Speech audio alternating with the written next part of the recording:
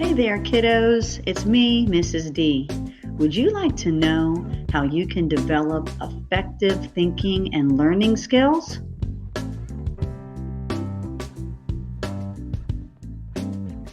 You will need to use your cognitive thinking.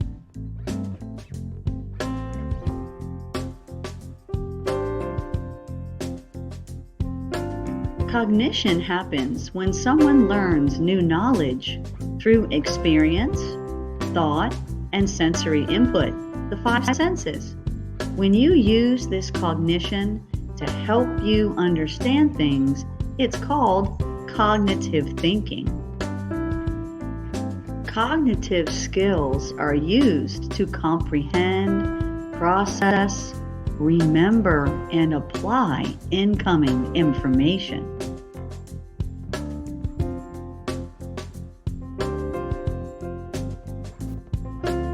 You will also need to be aware of your emotional thinking.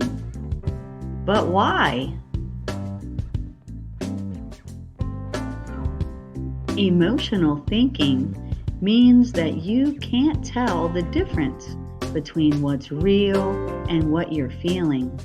And what can happen is you probably can't see the facts clearly. They may be distorted or inaccurate. There are other things that affect our learning. Number one, how complex the task is. And number two is how difficult the task is.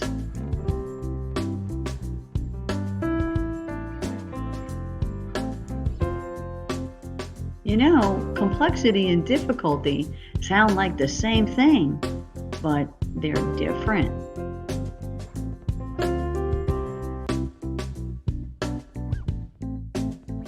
Complexity is like when you need to remember facts and procedures. Difficulty is the amount of work or effort you put into something when you're searching for it.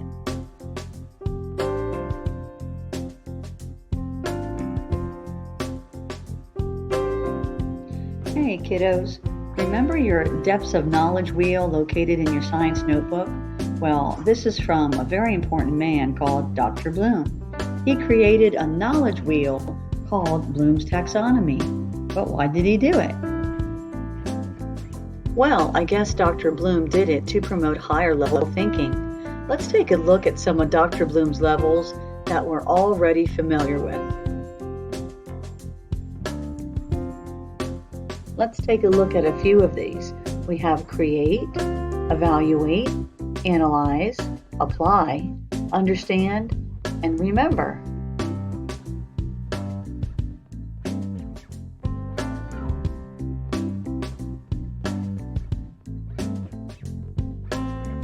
So my question to you is, how can Dr. Bloom's levels of higher learning apply to your learning?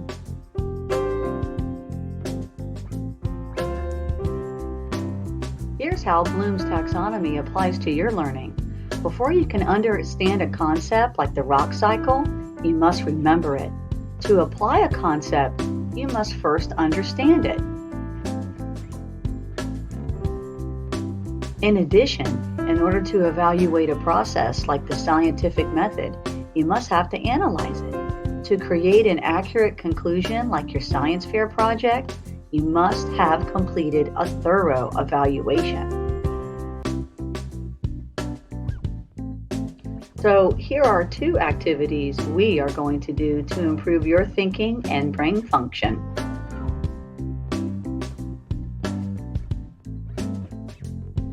One of the two activities is you be the judge. You're going to select a historical event like the Boston Tea Party, and then you're going to analyze the validity or relevance to America's independence. Then the jury decides if the outcome was necessary and appropriate.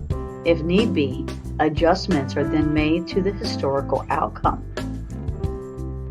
The second activity, you're going to design your own Kahoot. You must include all the stages of the water cycle. Then you can collaborate with a partner and play. All right, kiddos, I know you learned a lot about how your brain works. Let's get to work now and crank up those brains.